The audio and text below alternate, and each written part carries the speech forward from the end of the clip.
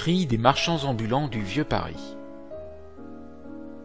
L'origine des cris de Paris se perd dans La Nuit des temps, écrite en 1887, l'érudit et journaliste Victor Fournel dans Les Cris de Paris,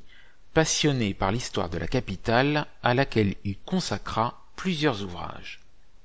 Les petits métiers de rue sont déjà exercés au milieu du XIIIe siècle, lorsque le prévôt de Paris réorganise les corporations et rédige son depuis célèbre Livre des métiers.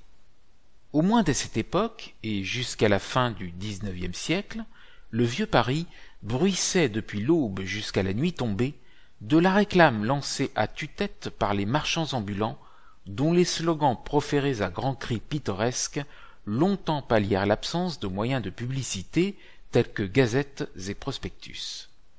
Il n'y a alors pas, en effet, jusqu'aux marchandises et activités dont on s'imagine aujourd'hui peu aisément qu'elles aient pu être délivrées ou se dérouler dans les rues, qui n'y avaient pas leur place.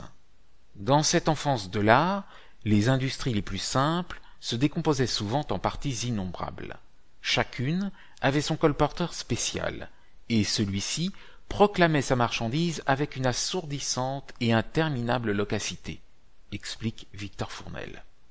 Le perfectionnement des arts et des sciences sonnera le glas du mercier ambulant, de la marchande de chapeaux installée sous un auvent,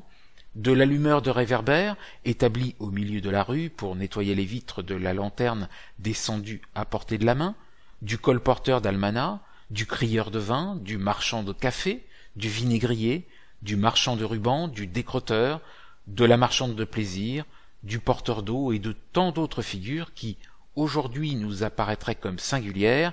mais à l'époque étaient si familières.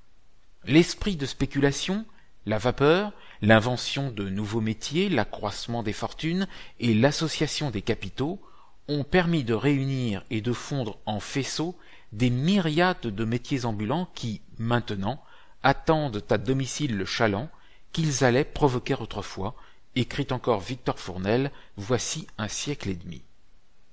Réédition de la partie de son œuvre consacrée au cri des petits métiers des rues de Paris, cet ouvrage vivant et pétillant nous invite à prendre place au cœur du Paris des XVIIe et XVIIIe siècles, accoudés que nous pourrions être à la fenêtre d'une habitation donnant sur ce monde trépidant des marchands ambulants. Entendez et voyez ce long ballet quotidien, couvre dès avant le jour le marchand d'eau-de-vie,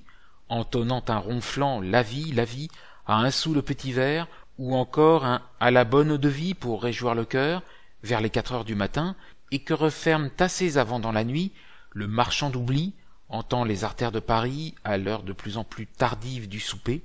et les porte-flambeaux stationnant aux abords des lieux d'assemblée, des carrefours et places publiques.